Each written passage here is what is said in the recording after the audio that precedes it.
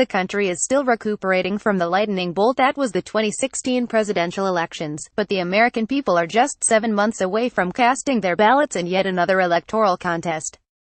And depending on the result, the midterm elections this November could either be the continuation of the status quo or the ushering in of a Democratic-led Congress that is busting at the seams to start impeachment proceedings against President Donald Trump. Republicans may or may not hold the House and the Senate, but one outcome most political pundits agree is extraordinarily unlikely is bigger GOP majority on Capitol Hill.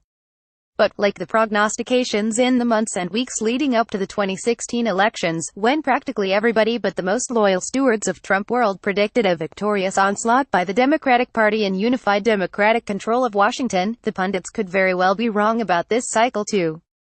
We may all wake up on Wednesday morning, in November 7th, to news that the Republicans kept both houses of Congress and picked up a few seats along the way. Sounds implausible, right? At this point in the cycle, absolutely. Things are not looking particularly good for the Republican Party right now, a big tent group that is increasingly ditching right-of-center moderates or establishment types who are not singing Donald Trump's praises loudly enough. The GOP is leaking politicians like a sieve. To date, 43 House Republicans have resigned, will resign at the end of the year, or are ditching their congressional careers for another office. Speaker Paul Ryan is one of them.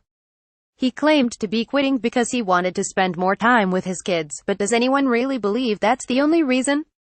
Deep red states and districts that voted by double digits for Trump are switching color towards the slightest tinge of blue. Alabama, which Trump carried by 28 points, elected a Democratic senator last year for the first time since the early 1990s. The 18th Congressional District of Pennsylvania, about as far away from Democratic-rich Philadelphia one can get in the state, decided to elect an upstart Democrat rather than the Trump-endorsed Republican. When Republicans have held seats this year, they have done so after spending millions of dollars that the party never thought they would need to spend in reliably conservative territory. The GOP and the White House are celebrating Debbie Lesko's 5-point victory, but so what?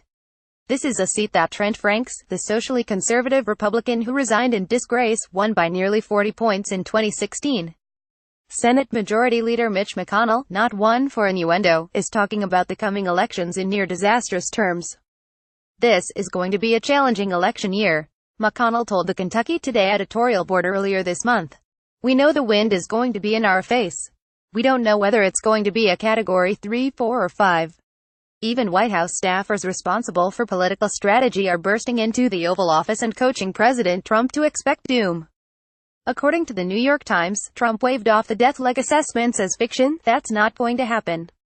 Could Trump be right? To the professionals in the donor and consultant class who litter K Street, these sound like the words of an amateur who has no inkling of how difficult it is to be a Republican in the current political climate.